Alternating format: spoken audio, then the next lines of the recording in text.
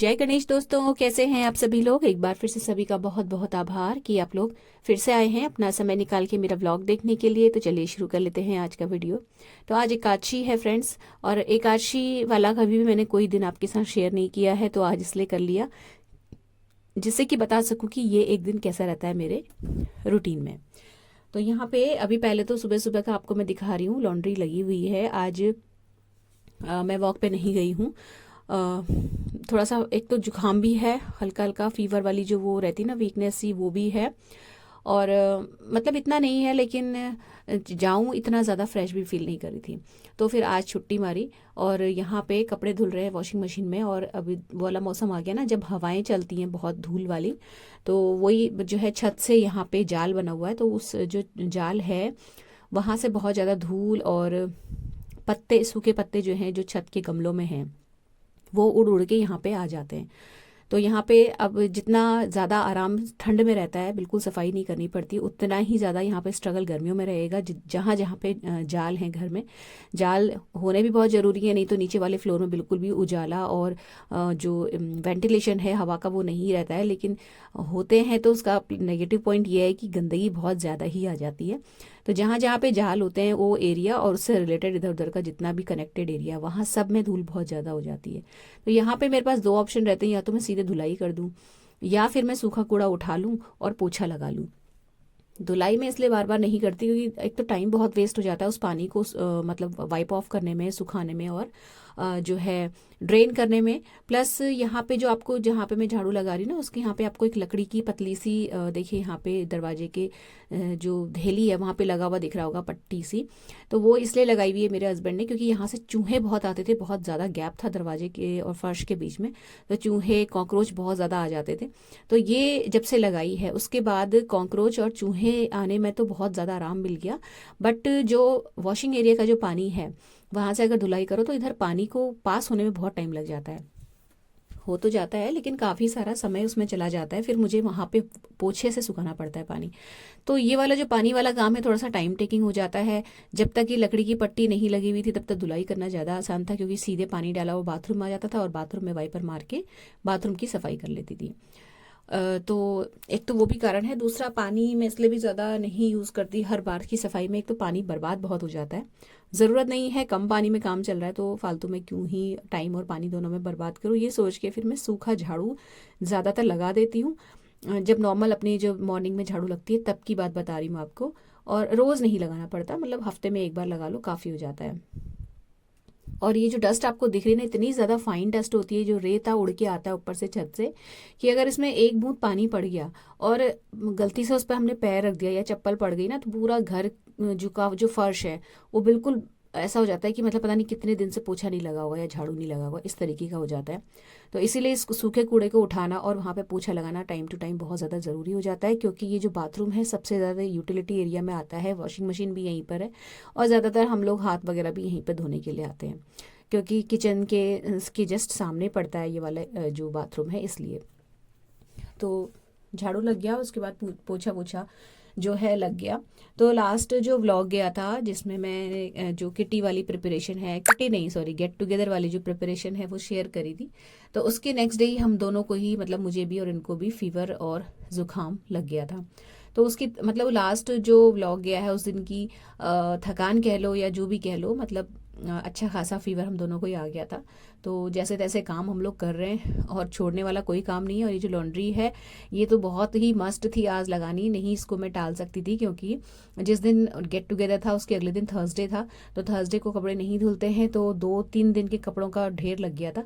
तो वो जो है यहाँ पे धोने बहुत ज़्यादा ज़रूरी थे। तो मैंने फिर डिसाइड किया, देख लूँगी अगर फ्रेश नहीं लगेगा तो शॉप पे नहीं जाऊँगी, लेकिन घर के जो काम है जो फैले हुए हैं उनको समेट लेती हूँ, चाहे धीमी स्पीड में ही काम क्यों ना करूँ।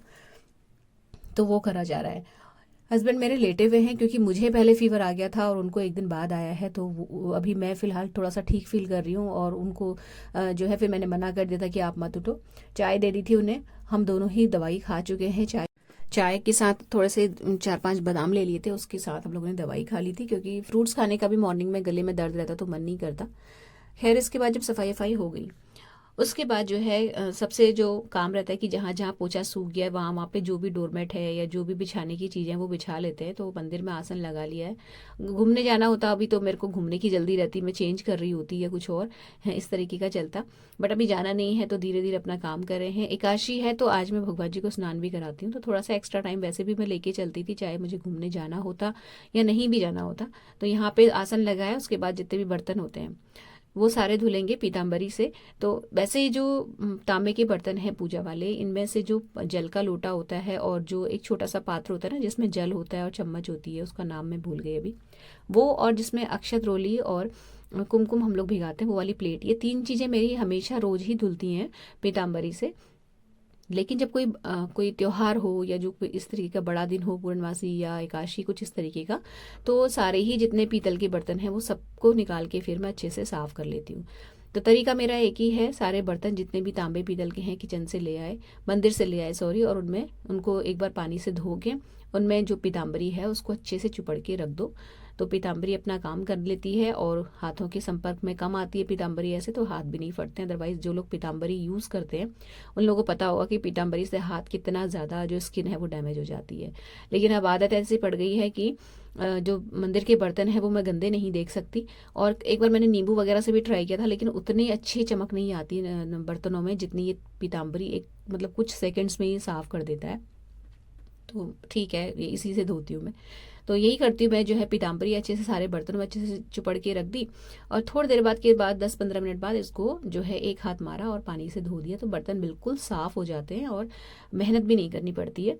और जो रोज़ वाले बर्तन होते हैं, जैसे जो मैंने बताया कि डेली वाली जो पूजा वाले जो बर्तन होते हैं 2-3 जो मैंने आपको बताया अभी, उनमें मैं ये नहीं करती कि लगा के छोड़ दिया और उसके बाद फिर उसको थोड़ी देर बाद के बाद धोया। उनको हाथ के हाथ पीताम्बरी लगा के उसी वक्त धो लेती हूँ, क्योंकि वो हमेशा साफ़ ही रहते हैं, उनमें कुछ लगा नहीं रहता इस तरीके का।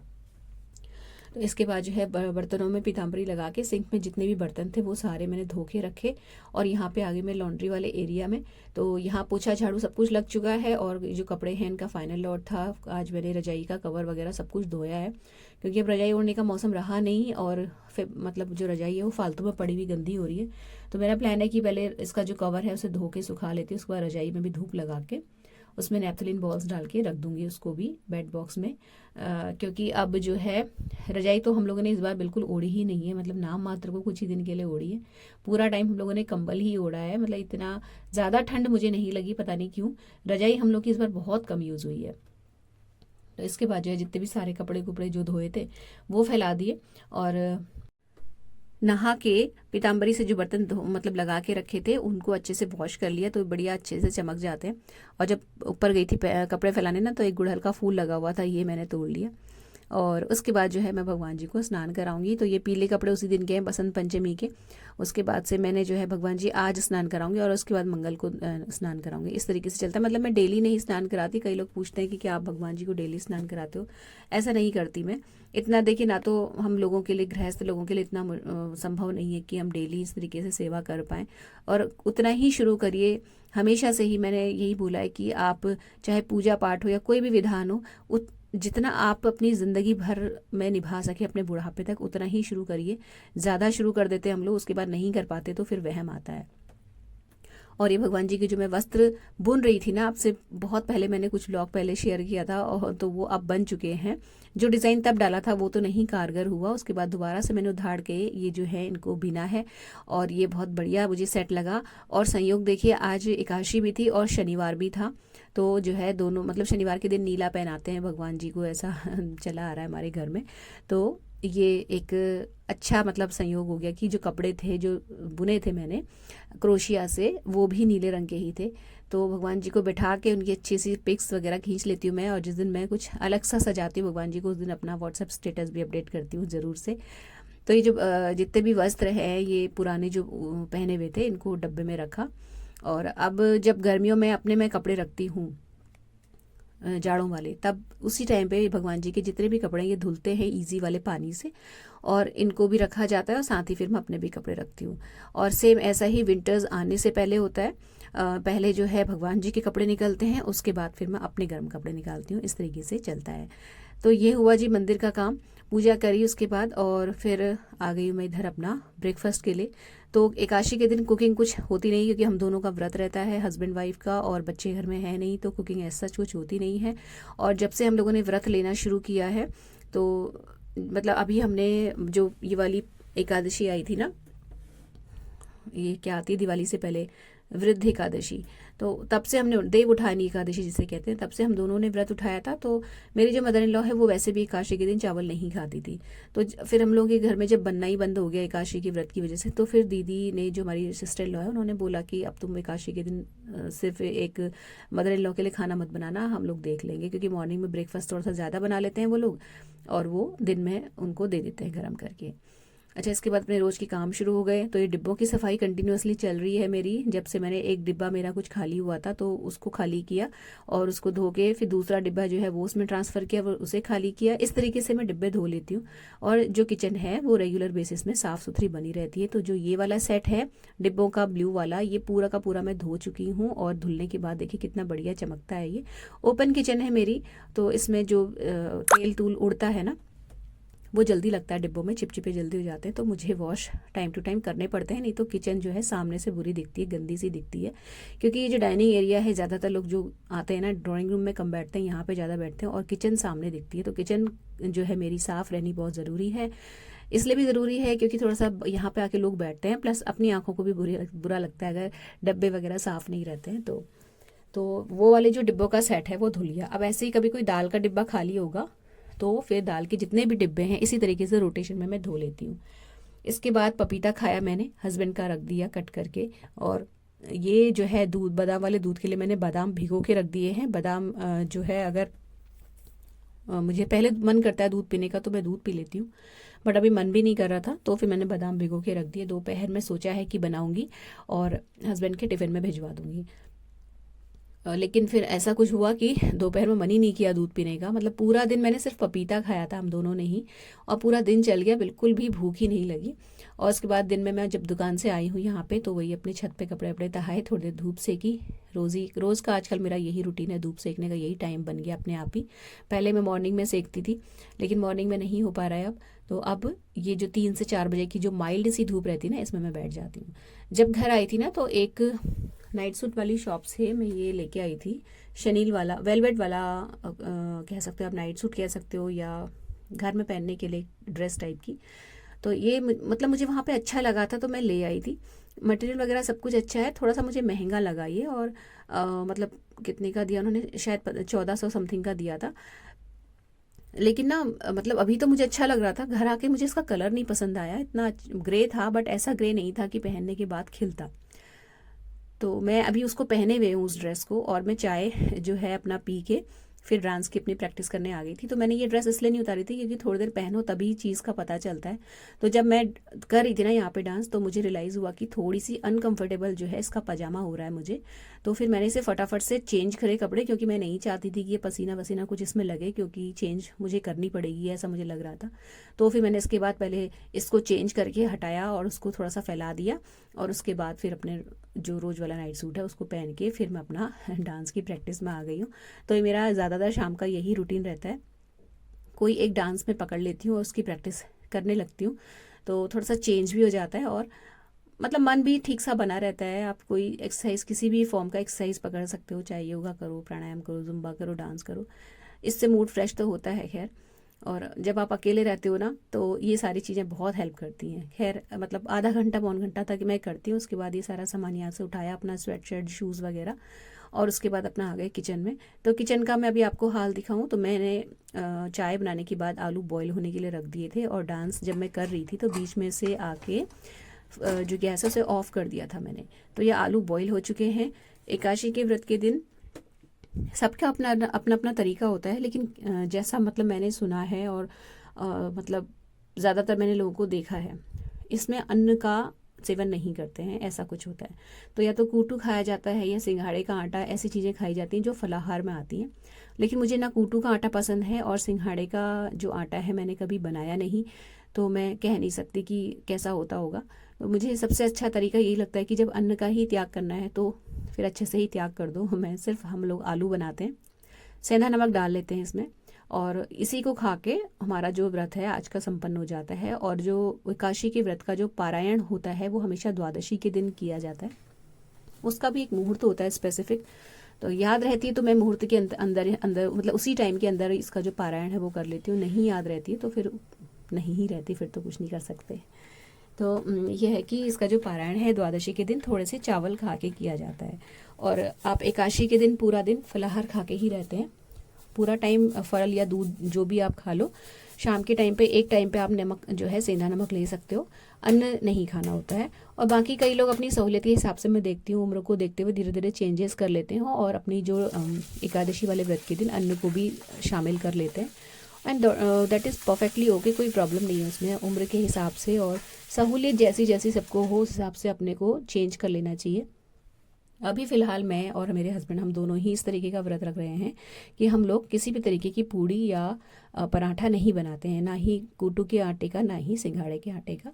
लेकिन मैंने ऐसी कोई भीष्म प्रतिज्ञा नहीं ली हुई है कि मैं नहीं खाऊंगी। जब मुझे लगेगा तो मैं कूटू के आटे और सिंघाड़े के आटे को शामिल कर लूँगी अपने रात के डिनर में। फ़िलहाल जैसा चल रहा है वो मैं आपके साथ शेयर कर रही हूँ। तो यहाँ पर मैंने देसी घी लिया था 1 चम्मच, उसमें अदरक डाली है ढेर सारी और हरी मिर्च डाली है तड़के में। और जब वो अच्छे से भुन गई उसके बाद जो आलू बॉईल किए हुए थे वो ऐड कर दिए। यहाँ पे जो हरी मिर्च है ना फ्रेंड्स, जब आप डायरेक्टली घी में डाल देते हो ना तो उसकी खुशबू तो आ जाती है, लेकिन जो तीखापन है वो थोड़ा सा कम हो जाता है। वही मुझे चाहिए होता है क्योंकि मैं तो चटपटा खा लेती हूँ बट मेरे हस्बैंड को थोड़ी प्रॉब्लम हो जाती है। तो ये बिल्कुल परफेक्ट बैठता है, थोड़ा सा हल्का सा चटपटा सा भी और मतलब खुशबू भी अच्छी सी आ जाती है। इसके बाद जो ये आलू मैंने डाले इसमें सेंधा नमक ऐड किया है और इसमें जाएगा ढेर सारा हरा धनिया, जिसको मैं इनिशियल स्टेज में ही डाल दूंगी, मतलब ये नहीं कि पकने के बाद डालेंगे। खूब सारा हरा धनिया डालने के बाद इसको हरे धनिए को आलू के साथ ही भून लेते हैं अच्छे से और ढक के थोड़ी देर के लिए पकाते हैं। तो धीरे धीरे करके जब इसको हम उलटते पुलटते हुए भूनते हैं तो जो पार्ट कढ़ाई की टच में आता है वो हल्का सा देखिए क्रिस्प सा और गोल्डन गोल्डन सा हो जाता है, तो वो खाने में बड़े मज़े आते हैं।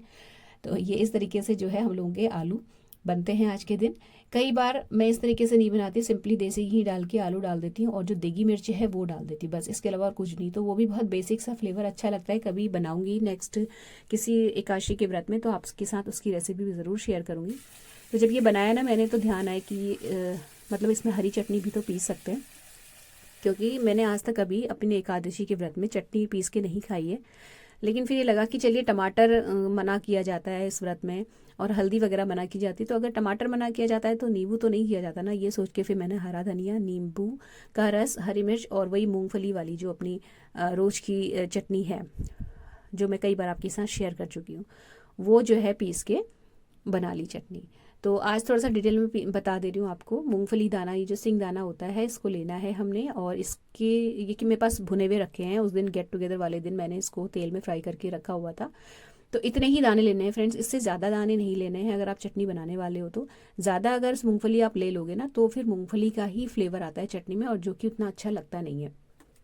तो जो दाने थे उनकी छिलकों को मैंने उड़ा लिया मसल के और इसमें जार में अभी मैंने हरी मिर्च डाली है, सेंधा नमक ऐड किया है और मूंगफली के वो दाने छिलके उड़ा के डाल लिए हैं। एक पूरा का पूरा नींबू का रस इसमें डाल लेना है, अच्छे से नींबू ही इसमें खटास क्रिएट करेगा। कई लोग मना करते हैं एकादशी के दिन टमाटर का सेवन नहीं करना है, मतलब जितने लोग होते हैं ना आपको मिलेंगे वो अलग अलग बातें करते हैं तो कई बार कन्फ्यूजन भी हो जाता है। तो बीच का रास्ता हमेशा मैं तलाशती हूँ कि मतलब परंपरा भी रह जाए और मन में वहम भी ना आए, इस तरीके का। तो इसके बाद इसमें हरा धनिया जो है जाएगा। अब इसमें हरा धनिया बहुत अच्छी मात्रा में जाता है, कम नहीं डालिएगा नहीं तो चटनी आपकी पिस के ज़रा सी रह जाएगी। अगर पुदीना है यहाँ पे तो आप पुदीना भी डाल सकते हो, लेकिन पुदीना थोड़ा कम डालना होता है। अगर मैं रेशियो वाइज आपको बताऊँ तो 7:3 के रेशियो में आप डालोगे, मतलब 7 के रेशियो में हरा धनिया और 3 वाले रेशियो में पुदीना। नहीं तो आपके जो चटनी है उसमें पुदीने का वो थोड़ा सा कसेली सी हो जाती है चटनी। तो यहाँ पे मैंने जो फ्लेम गैस के ऊपर कटोरी रखी हुई है ना, ये वही बादाम वाली कटोरी है। मैं उसे बीच में थोड़ा सा गर्म कर दे रही हूँ क्योंकि ठंडा हो गया है पानी और बादाम उतने अच्छे से भीगे नहीं थे। तो ये चटनी पीस के तैयार हो गई हमारी व्रत वाली। अब आलू के साथ मैं इसे खाऊंगी। मेरे हस्बैंड थोड़ा सा कम ही खाते हैं चटनी वटनी, उनको मिर्च वगैरह नहीं मतलब समझ में आती है।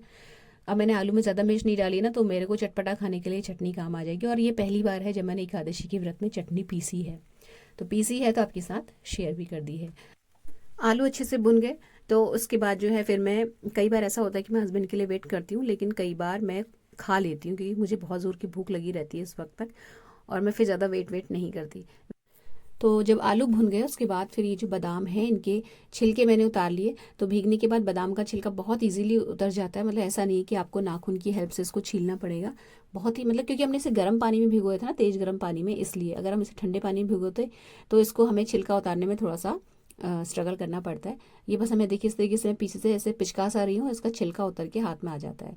तो अभी बादाम वाला मैं दूध बनाऊंगी, तो वो उसकी रेसिपी आपके साथ शेयर कर रही हूँ। तो ये जो बादाम मैंने भिगो के रखे थे उनका छिलका उतार लिया और इसको हम मिक्सी के जार में पीस लेंगे। तो ये 2 लोगों के हिसाब से फ्रेंड्स मैंने बादाम लिए हैं, 14 से 15 तक बादाम बिल्कुल सही बैठते हैं 2 लोगों का बादाम दूध बनाने के लिए।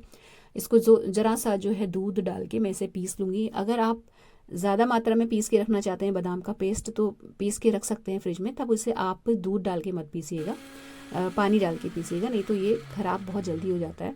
तो यहाँ पे फ़िलहाल मुझे 2 ही ग्लास बनाना है, तो मैंने 14 से 15 बादाम लिए हैं, उनको तेज़ गर्म पानी में भिगाया, 4-5 घंटे तक भीगे रहने देते हैं उन्हें, और उसके बाद उनके छिलके उतार के हम हल्का सा दूध ऐड करके इसका पेस्ट बना लेंगे। पेस्ट बना के मैंने पहले साइड में रख दिया, उसके बाद फिर मैंने अपनी थाली लगा ली और पहले मैंने खा लिया आराम से बैठ के। तो एक तो दवा भी खानी थी, थोड़ा सा फीवर भी था, इसलिए भी थोड़ा टाइम से खा लिया, जिससे कि हस्बैंड के आने तक मैं एटलीस्ट ठीक हो जाऊँ बाकी के घर के काम समेटने के लिए। तो फ्रेंड्स मैं आपको बताऊँ, जो चीज़ जितनी सिंपल तरीके से बनती है ना, आपने देखा होगा मैंने इसमें घी भी नाम मात्र का डाला था, वो चीज़ उतनी ही ज़्यादा यम्मी और मतलब फ्लेवरफुल होती है, ये मैंने हमेशा नोटिस किया है। तो ये जो व्रत वाला खाना होता है ना, वैसे ही बहुत अच्छा लगता है, क्योंकि एक तो भूख भी लगी रहती है, दूसरा हम इसको बिल्कुल सादे सिंपल तरीके से बिना ज़्यादा मसाले और ये सब डाले बनाते हैं ना, तो ये वैसे ही बहुत अच्छा लगता है। इसको करने मतलब खा लिया मैंने, उसके बाद दवाई खाई, फिर मैं किचन में आई हूँ, तो वही अपना रोज़ वाला काम, दही जमा लिया। और ये आपको झाग मैं आपको इसलिए दिखा रही हूँ कि अगर आपका दही नहीं जमता है ना, तो आप हमेशा दही का जो दूध जब आप जमाते हो ना, तो उसे अच्छे से फेंट के जमाइए, 2-3 बार आप फेंट लो उसको, एक बर्तन से दूसरे बर्तन में, जैसे धार बना के डालते हैं ना, इस तरीके से, तो झाग से क्रिएट हो जाते हैं। और ये जो दही है ना, ये 100% बहुत बढ़िया जमता है, बहुत ही टाइट। तो अभी मौसम थोड़ा सा ठंडा है, तो मैं दही का जो बर्तन है उसे कैसरोल में रख के ही दही जमा रही हूँ, गर्मियों में कैसरोल की ज़रूरत नहीं पड़ती। अब चलते हैं बादाम के दूध की तरफ। तो 2 ग्लास दूध डाला है मैंने बर्तन में, और थोड़ा थोड़ा इसमें पानी ऐड कर, मतलब जो पानी है वो लेंगे दोनों ग्लास के हिसाब से, ज़रा सा 1/3 ग्लास से भी थोड़ा सा कम, और उसको इस दूध में ऐड कर देंगे। क्योंकि दूध पकता है ना, तो बहुत ज़्यादा थिक हो जाता है। अगर आपको बहुत ज़्यादा थिक दूध पसंद है बादाम के दूध का, तो आप पानी मत डालिए, बट मुझे बहुत थिक पसंद नहीं है, फ्लेवरफुल अच्छा लगता है लेकिन बहुत गाढ़ा नहीं अच्छा लगता है, इसलिए मैं हल्का सा पानी डाल देती हूँ, जिससे कि बादाम जो है पक तो जाए अच्छे से, भीगे हुए बादाम जो है, बट दूध बहुत गाढ़ा ना हो। उसके बाद हम इसमें 8 से 10 धागे केसर के डाल देंगे, और डाल देंगे इसमें 2 इलायची मैंने डाली हैं 2 ग्लास दूध के हिसाब से, आप कम ज़्यादा अपने हिसाब से कर सकते हो, ज़्यादा डालोगे तो अच्छा ही फ्लेवर आएगा। और उसके बाद यहाँ पे डाल दिया मैंने जो बादाम का पेस्ट बना के रखा था वो। इस मिक्सी के जार में बहुत सारा लगा हुआ रह जाता है, तो थोड़ा सा पानी से धो के ये पानी इसमें और गया है। और अब हम इसको एक बॉईल लगाएंगे, और बॉईल लगाने के बाद 10 मिनट बिल्कुल सिम में पकने के लिए छोड़ देंगे। जो भी आपके घर में सबसे छोटी गैस है, सबसे छोटा जो बर्नर है, उसमें रख के 10 से 15 मिनट आपको इसको जो है पकाना है। बीच बीच में बर्तन को हिला लीजिएगा, क्योंकि ऊपर जो है मलाई आती रहती है, उसको आपको हिला हिला के बीच में ऐड करते जाना है, जिससे कि जो मलाई है वो मोटी सी लेयर ना जमे और वो पकती रहे दूध में, तो दूध गाढ़ा होता रहता है लेकिन मलाई नहीं जम पाती है। इस तरीके से करना है। और ये मतलब मैं तो खा चुकी थी, उसके बाद मेरे हस्बैंड आए तो उनका मैंने लगा दिया था। और ये देखिए धीरे धीरे इसका कलर चेंज होता रहता है, केसर अपना रंग छोड़ देती है, इलायची अपनी खुशबू छोड़ देती है, पूरे घर में बहुत अच्छी सी सौंधी सी खुशबू आ जाती है। और थोड़ी देर बाद आप देखोगे पकते पकते ये और ज़्यादा ऑरेंजिश और इस तरीके का येलोइश कलर का हो जाता है। इसके बाद आपको इसमें मीठा ऐड करना है। आप इसमें मीठा नहीं ऐड करोगे, ऐसे ही पी लोगे तो भी बहुत यम्मी होता है। मैं बहुत हल्का मीठा इसमें मिलाती हूँ, 1 चम्मच चीनी मिलाई है मैंने बस, थोड़ा सा ज़्यादा, मतलब मीठा अपने हिसाब से आप कम ज़्यादा कर सकते हो। चीनी नहीं डाली तो आप धागे वाली मिश्री भी ऐड कर सकते हैं। तो ये बन गया हमारा हेल्दी ड्रिंक बादाम का दूध, जिसको पी के बहुत अच्छी नींद आती है, अच्छे से पेट भर जाता है। वैसे भी जो दूध पीने में काम चोरी करते हैं या जो ड्राई फ्रूट्स खाने में काम चोरी करते हैं ना, वो ये तरीका अपना सकते हैं। इसमें ड्राई फ्रूट और दूध दोनों ही एक साथ पेट में पहुंच जाते हैं और डिलीशियस होता है वो अलग। तो आप इस रेसिपी को ना इग्नोर नहीं कर सकते, सच में बहुत यम्मी बनता है दूध। तो फ्रेंड्स ये था आज का एकादशी वाला छोटा सा ब्लॉग। अगर अच्छा लगा हो तो प्लीज़ वीडियो को लाइक शेयर ज़रूर कीजिएगा, चैनल को सब्सक्राइब करके बेल आइकन प्रेस कर लीजिएगा। मिलते हैं नेक्स्ट वीडियो में, till then take care. Stay healthy, happy and positive. Thank you.